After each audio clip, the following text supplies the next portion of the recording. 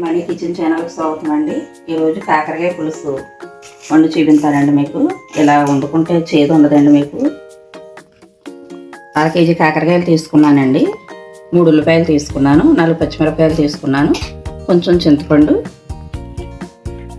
ఇంత బెల్లం అండి, 1 స్పూను కారం, 1 స్పూను పసుపు, 1/2 స్పూన్ పసుపు, 1 స్పూను కళ్ళుప్పు.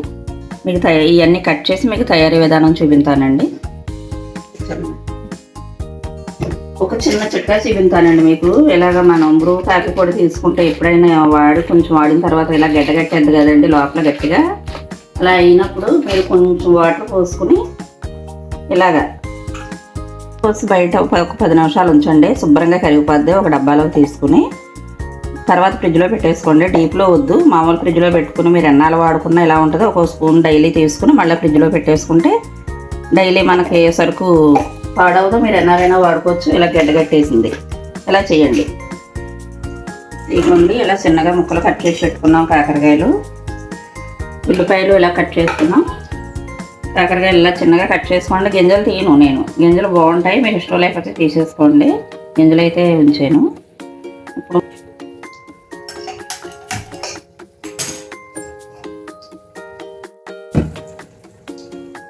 మూగుడు వేడైందండి. నూనె పోసేసుకుందాం. కొంచెం పోసుకుందాం ముందు. నూనె వేడైందండి. ఇప్పుడు కాకరకాయ ముక్కలు వేసేసుకుందాం. ఇలా వేసుకుని కొంచెం ఒక 10 నిమిషాలు వేగనిద్దామండి ముక్కలు. ఇంట్లోనూ కాకుండా ఐలోనూ కాకుండా పెట్టుకుని ఒక 10 నిమిషాలు ఉప్పు ముక్కలు వేగనిద్దాము. ఇలా మూత పెట్టేసుకుందాం. మధ్య మధ్యలో ఒక్కొక్కసారి ఇలా కలుపుతూ ఉండండి, మాడకుండా ఉంటాయి. ఒకసారి తీసి చూసుకుందామండి ఎలా వేగినాయి కానీ. వేగిపోయినాయి.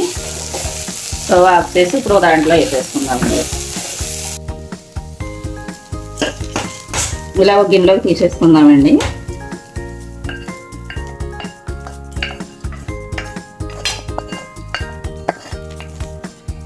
మళ్ళీ పొయ్యి వెలిగించుకుందాం.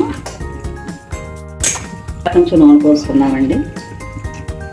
కాకరకాయ కూర కొంచెం నూనె పడతలేండి. ఒక రెబ్బ నూనె కాగిందండి. ఒక రెబ్బ కరివేపాకు వేసుకుందాం. అలాగే మిరపకాయ వేసుకుందాం.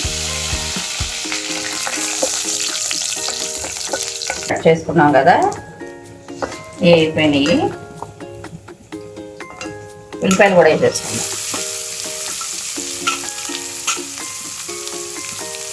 ఏ 10 నిమిషాలు ముక్కనిద్దామండి.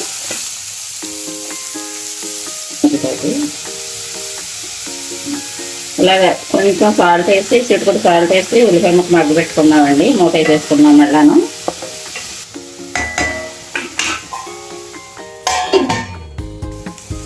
మధ్య మధ్యలో ఇలా కొంచెం కలుపుకుంటూ ఉండండి.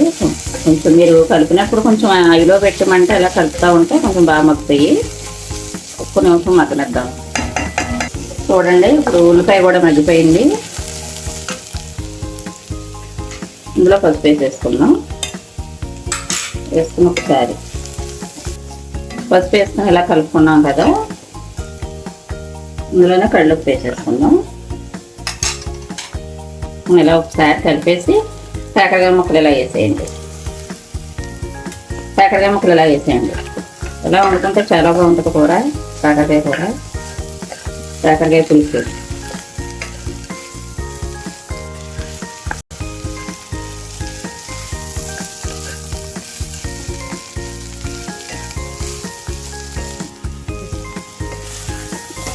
చూడండి కాకరకాయ ముక్కలు వేసాక 2 నిమిషాలు ఇలాగా మగ్గబెట్టుకుని ఇప్పుడు ఇలా బెల్లం వేసేసుకోండి. బెల్లం కొంచెం ఎక్కువే పడద్ది. బెల్లం ముక్కలు అలా వేసేసుకోండి. కాసేపు ఉడికేటప్పటికి కరిగిపోద్ది. అలాగే కొంచెం కారం వేసేసుకోండి. ఇలా కాసేపు ఇలాగ కలుపుదాం. బెల్లం వేసాక 1 నిమిషం ఇలా కలపండి. కలిపిన తర్వాత ఇప్పుడు చింతపండు పులుసు పోసేసుకుందాం.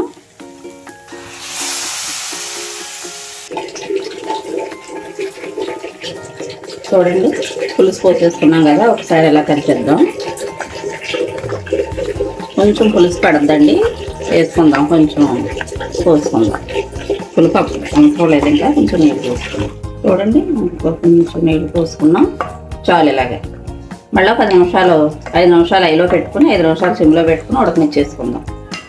ఐలో పెట్టేస్తున్నాం, కాసేపు ఉడకించుకుందాం. ఇప్పుడు ఒకసారి చూసుకుందామండి, కూర ఉడికిందేమో. ఉడికిందండి, కాకరకాయ పులుసు ఉడికిపోయింది.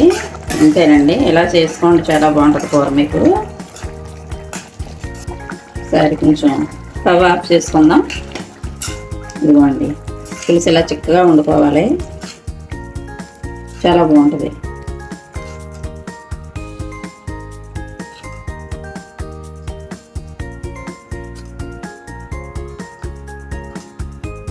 ఈ వంట మీకు నచ్చితే లైక్ చేయండి, షేర్ చేయండి, సబ్స్క్రైబ్ చేసుకోండి, కామెంట్లో నాకు చెప్పండి.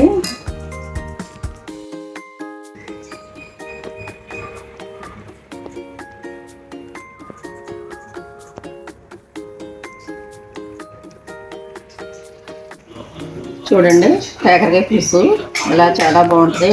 ఇలా చూడండి, వేసుకుని ఇలా తింటే పులుసు చాలా బాగుంటుందండి. ఇలాగే వండుకోండి.